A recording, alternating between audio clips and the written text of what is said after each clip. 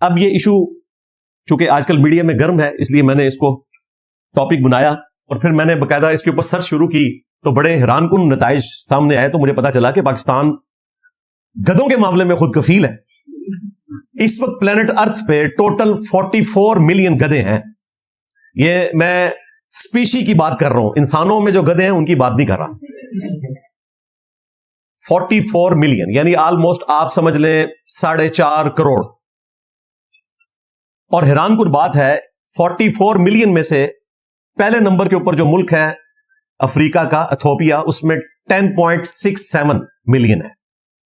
یعنی اس کا بھی آپ سمجھ لیں کہ 44 میں سے 10 ملین تو صرف ایتھوپیا کے اندر ہے. دوسرے نمبر پہ سوڈان ہے 7.66 ملین اور تیسرے نمبر پہ پاکستان ہے 5.8 ملین. پاکستان دنیا میں تیسرے نمبر پہ ہے کہ جہاں پر ڈومیسٹک یہ والے گدے پائے جاتے ہیں.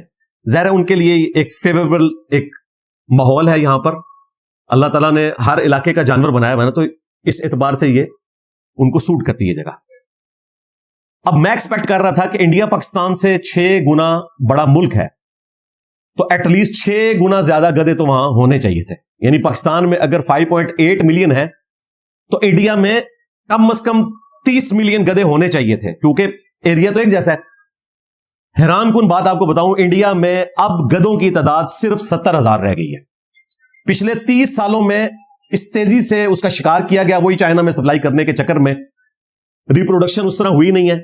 صرف 70,000 گدے رہ گئے ہیں اتنے بڑے ملک کے اندر جہاں 1/5 آف ورلڈ رہ رہا ہے. خود چائنا جس کی آبادی انڈیا کے بعد دوسرے نمبر پہ ہے اس وقت، کیونکہ اب انڈیا پہلے نمبر پہ آ چکا ہے، وہاں پر گدوں کی تعداد جو ہے وہ صرف 14 لاکھ رہ گئی ہے، 1.4 ملین. یعنی پاکستان میں گدوں کی تعداد 4 گنا زیادہ ہے چائنا سے بھی، کیونکہ چائنا نے بھی پچھلے 30 سالوں کے اندر اتنے گدے ذبح کیے ہیں ان کی کھالوں کے لیے، اور گوشت بھی وہاں پہ کھایا جاتا ہے لیکن زیادہ تر کھال کے لیے ہوتا ہے کہ آبادی کم ہوتی جا رہی ہے.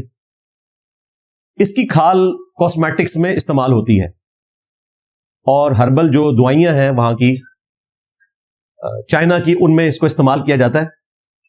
بیسیکلی اس کی کھال سے جو جیل نکلتی ہے، یعنی وہ اس کو گرم کرنے کے بعد جو لیسدار مادہ نکلتا ہے، وہ لیسدار مادہ کاسمیٹکس کی مصنوعات کے اندر، ادویات کے اندر استعمال کیا جاتا ہے. اس لیے اس کی کھال وہاں پر قیمتی تصور کی جاتی ہے. اپنے تو گدے وہ ختم کر بیٹھے ہیں، اب ہمارے معصوم گدوں کے پیچھے لگے ہوئے ہیں.